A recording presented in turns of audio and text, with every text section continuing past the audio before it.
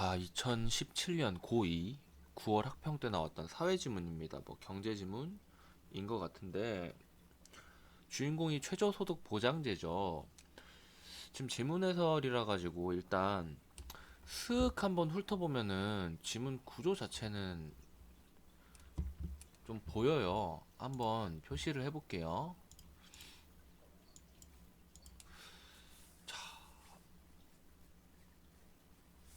하이라이트로 할까? 하이라이트로 해도 되고 뭐 펜으로 해도 되고 별로 상관없습니다. 지문 흐름만 크게 일단 잡는 거라서. 자, 봅시다. 지금까지는 최저소득 보장제가 저소득층을 보호하는 역할을 담당해 왔다. 그러면 우리는 생각해 볼 수 있는 게 두 개죠. 1번, 이 최저소득 보장제라는 것은 무엇일까? 그리고 2번, 지금까지는 이니까 이후로는 뭐가 담당을 한다는 말일까? 이런 의문을 일단 가져볼 수 있겠죠. 이 최저소득 보장제에 대해서만 그냥 설명하는 이야기일 수도 있겠지만은 이 이후로 뭔가 최저소득 보장제를 대체할 만한 더 좋은 녀석이 등장할 수도 있는 가능성이 있는 거잖아. 그치? 그리고 이 문단을 보면은 최저소득 보장제는이라고 하면서 이 녀석을 설명해 주고 있어요. 아마 여기가 어려웠을 것 같아요. 숫자가 나오니까. 그리고 한 요 정도? 자, 그런데 그런데 우리 표시를 뭐로 하라고 했습니까? 세모로 하라 그랬죠. 역접이니까 강조하고 싶은 이야기라든지 이전과의 흐름과 반대되는 이야기를 하는 겁니다. 이 앞에서는 무슨 이야기를 했어요? 그냥 최저소득 보장제에 대한 설명을 했어요. 그쵸? 이 이후부터는 무슨 이야기가 나오죠? 단점 혹은 뭐 문제점이 나오는 겁니다. 쓰고 있죠. 단점 혹은 문제점이 나오고 있는데 또한이 나왔어요. 또한. 그쵸? 그러면은 단점 또는 문제점 1, 단점 또는 문제점 2인 겁니다. 일단 두 가지의 문제점이 있다라고 볼 수 있겠네요. 그리고 이 앞에서 친절하게 이러한 첫 번째랑 두 번째 문제라고 정리를 해주고 있어요. 이러한 문제로 인해서 무엇을? 기본소득제가 대안으로 제시되고 있다. 1문단에서 이야기했던 지금까지는 요 말 있죠. 지금까지는 요 녀석이 여기로 이어지는 겁니다. 대안으로 제시되고 있다로. 오케이? 그럼에도 불구하고 이 이전에 조금만 접속사들을 보면은 하지만 여기네요. 하지만 이거 뭡니까? 기본소득제 단점이죠. 단점. 여기도 단점 1입니다. 또한 여기도 단점 2네요. 얘도 단점 2개 주고 있어요. 그럼에도 불구하고 또 역접을 했으니까 뭐예요? 기본소득제 오케이라는 거죠. 그쵸? 요런 흐름입니다. 흐름 자체는 별거 없죠. 그럼 이제 요 녀석을 읽어봐야 될 텐데 봅시다. 최저소득 보장제는 읽으면서 볼게요. 저도 이거 지금 안 본 지 하도 오래돼가지고 다 까먹은 거라. 자, 최저소득 보장제는 한번 필기해 볼까요? 검은색으로 해야겠다. 자, 최저소득 보장제는 여기서부터 이제 본격적으로 설명을 시작하는 녀석이니까 여기서 동그라미를 치셨어도 됐고 여기 따옴표 쳐놨으니까 여기서 그냥 동그라미 치고 여기서부터 나오는구나 하고 여기는 이 아래는 뭐 동그라미 안 치고 그냥 눈으로 보고 넘어가셔도 되고 어디다가 칠지는 맘대로입니다. 아무튼 자 봅시다. 최저 소득 보장제 여기 있대요. 얘는 뭐예요? 취약계층한테 생계비를 주는 겁니다. 그쵸? 그래서 이를 실시할 경우에 국가는 가구별 총소득이래요. 가구별 총소득. 가구별 총소득이 뭘까요? 세금 부과 이전 또는 정부 지원 이전의 전체 소득. 그러니까 뭔가 국가가 있는데 어떤 가정이 있죠. 가정이 국가에 세금을 낼 수도 있고 국가에게 지원금을 받을 수도 있어요. 요게 개입하기 전인 겁니다. 그쵸? 그러면 순소득은 뭘까요? 순소득은 국가와 가정이 있을 경우에 국가에 낸 세금 그리고 국가에서 받은 지원금 같은 것을 모두 계산한 이후의 소득을 말하는 겁니다.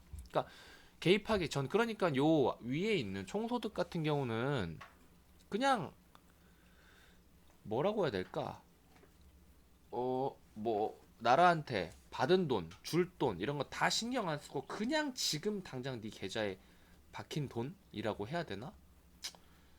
근데 보통 우리는 기본적으로 4대 보험이 적용되는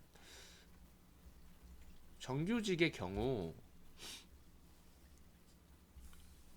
월급 자체를 애초에 4대 보험이라고 하는데 보험이 뭡니까? 돈을 내는 거죠. 이 월급에서 4대 보험에 나가는 돈 자체를 미리 제하고 받습니다. 그래서 요 총소득이라는 것은 정규직의 개념에서는 사실 계산하기가 좀 힘든 거예요. 그래서 세전 소득 그리고 세후 소득이라는 말이 있는 건데 이렇게 4대 보험이 적용되는 정규직의 경우는 자기 통장에 꽂히는 월급 있잖아요. 그게 전부 다 세후 소득입니다. 반면에 정규직이 아니라 뭐 프리랜서라든지 아니면은 아르바이트처럼 4대 보험이 만약에 적용이 안 되는 경우가 있다고 쳐요. 그러면 이 보험을 나라에 안 내잖아요. 이게 나라에 내는 거거든, 나라에 내는 거. 그래서 나라에 내지 않으니까 세전소득이라는 말을 씁니다. 그냥 알아두세요. 나중에 또 정규직과 근로자와 관련한 지문을 보게 될 겁니다. 그것도 고2 기출 중에 있어요. 이 책에도 들어있는지 정확히 모르겠네. 찾진 않겠습니다. 기억이 나는 거 보니까 아마 들어있을 거예요. 자, 아무튼 지금 이 총소득 이야기를 하고 있었죠. 그래서 기준이 총소득이래요. 총소득이 뭔지 이제 알았죠? 국가 혹은 정부와 관련이 없는 겁니다. 그래서 요것에 따라 지원 가구를 선정을 하고요.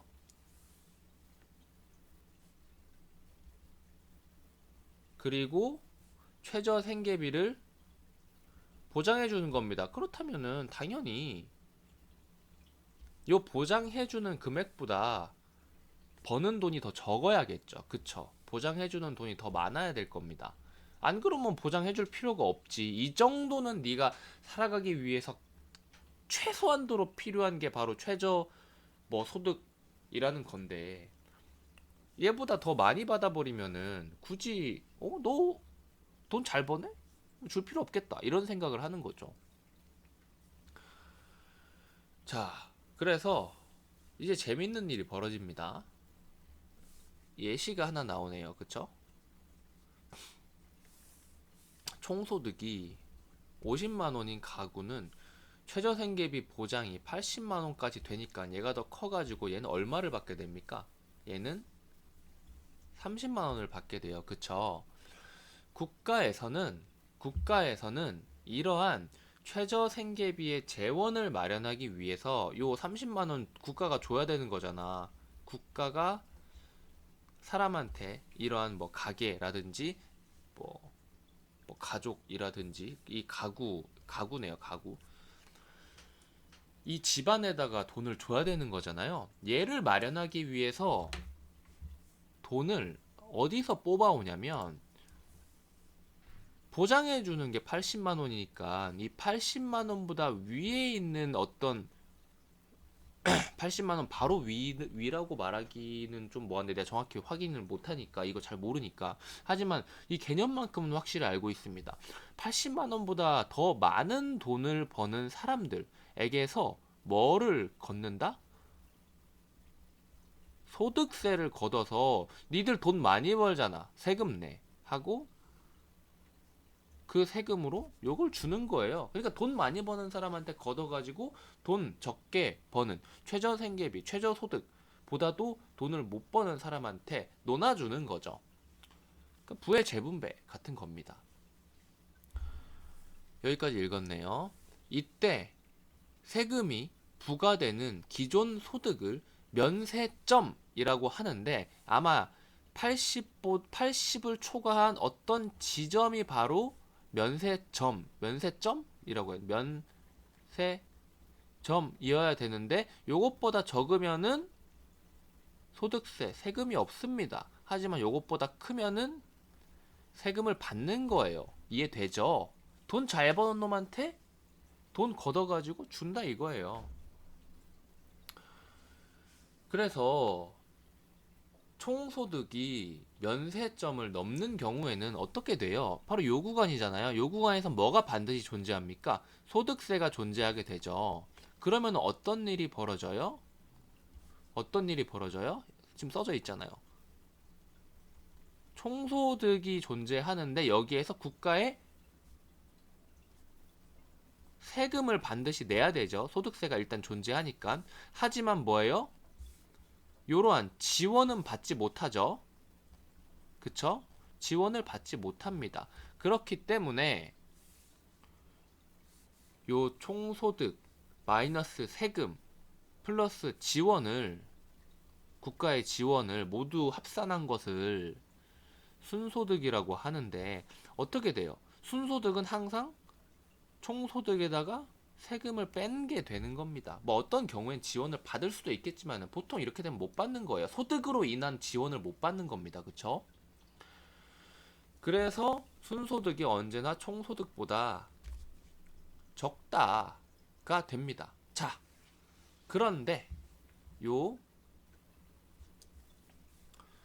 부분에서 두 번째 단점은 사실은 별로 필요하지 않습니다. 읽으면 다 이해가 되는데 자 1번 단점을 한번 볼게요. 요 녀석 재밌습니다. 자, 이 최저소득 보장제의 단점 1번을 보자 이겁니다. 자, 볼게요.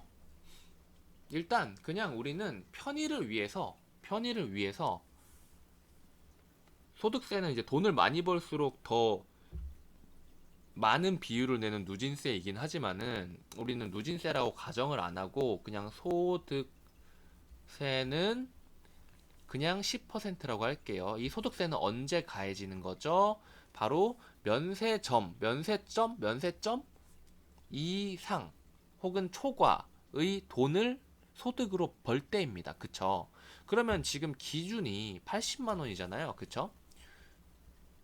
최저 생계비는 80만 원이고 국가가 이것보다 돈을 적게 번다 그러면 국가가 지원을 해주니까 이 최저생계비 이하의 지점에서는 당연히 소득에 대해서 세금을 안 걷겠죠.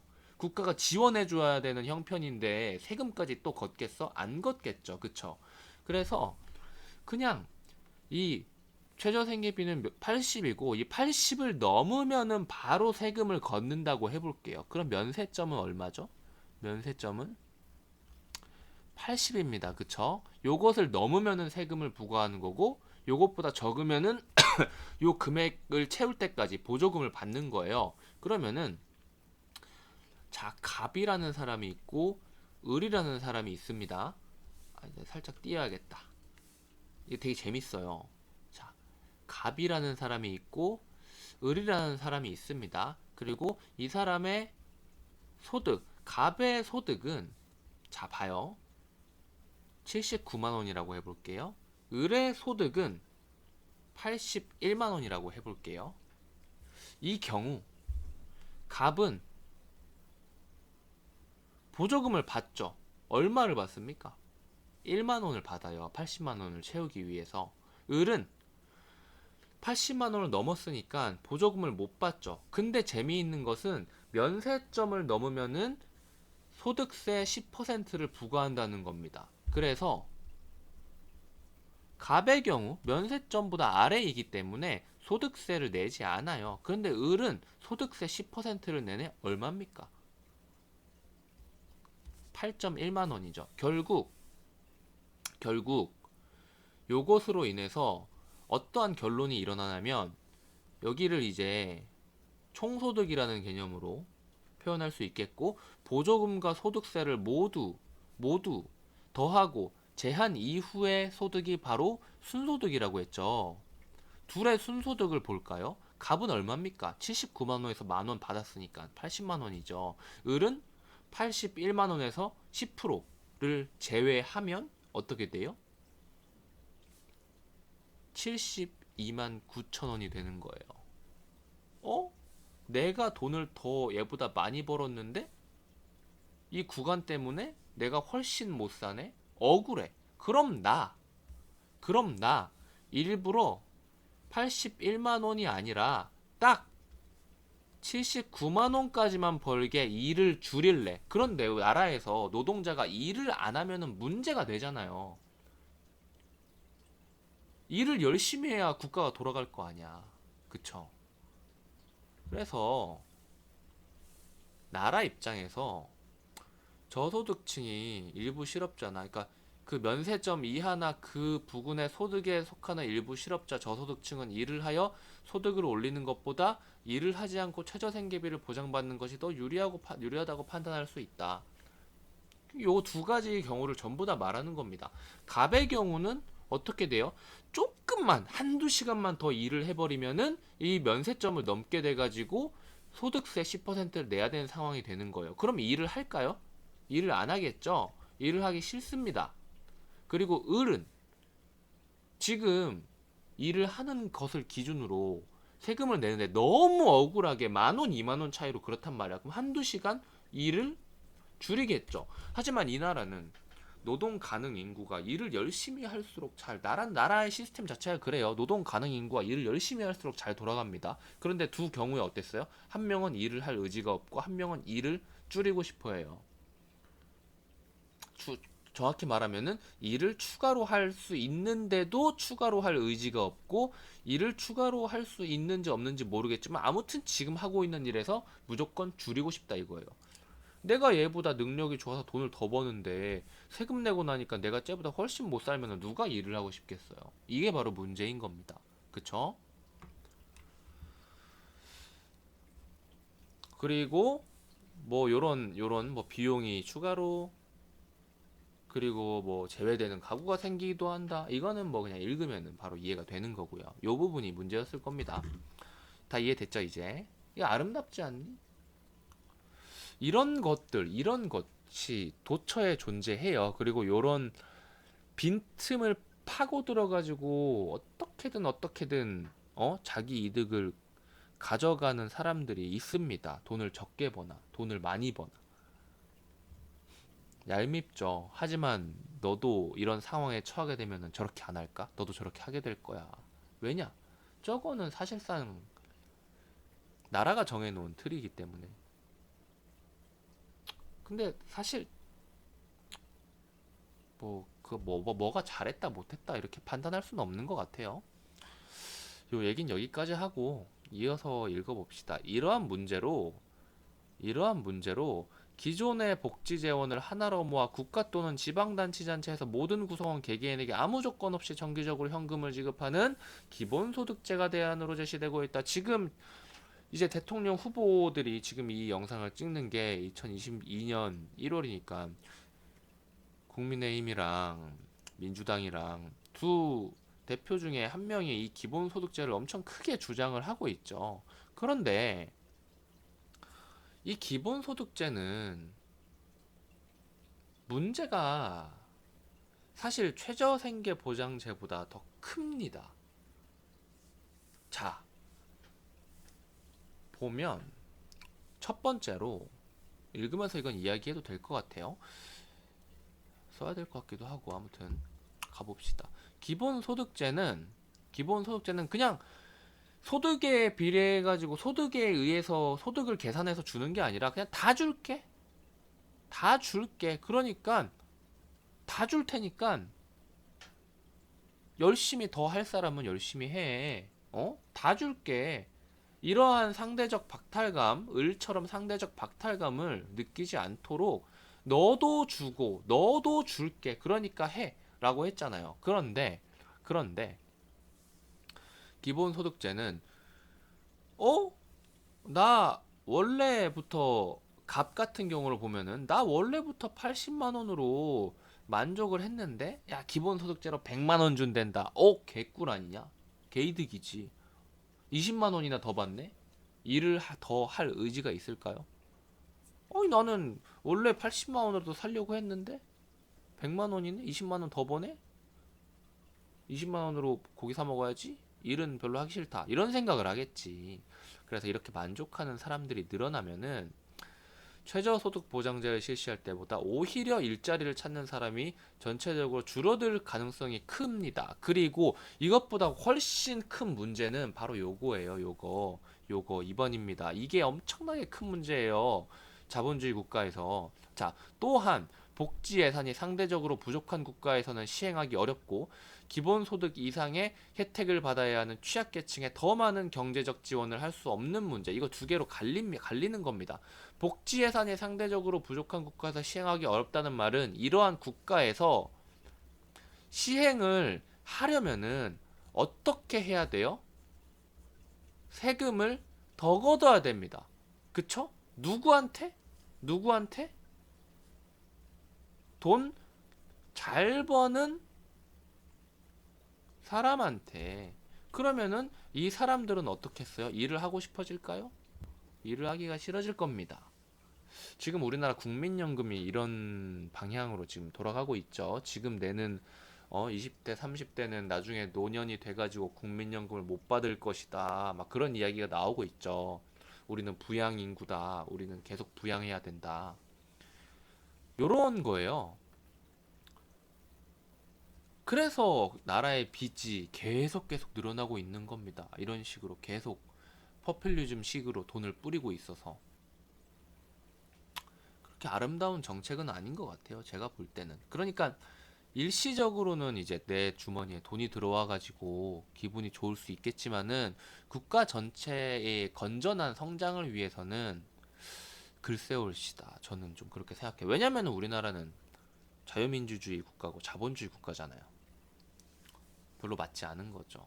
그리고 진짜로 너무 힘들어가지고 몸도 많이 아프고 병원도 많이 가야 되고 약도 많이 타야 되고 치료도 많이 받아야 돼. 그러면은 이 기본소득으로 될까? 이것보다 돈을 더 받아야 돼요. 심사를 받아서. 근데 이미 기본소득 줬잖아. 라고 해서 진짜 돈이 더 필요하고 그 이상의 돈이 없으면은 죽을 수도 있는 사람들. 그런 사람들을 커버해 줄 수 없다 이거죠. 모두에게 일정액을 지급하는 것이니까요. 그럼에도 불구하고 어쨌든 기본소득제의 도입을 모색하고 있는 이유에 대해서 이야기를 하고 있는 것 같네요.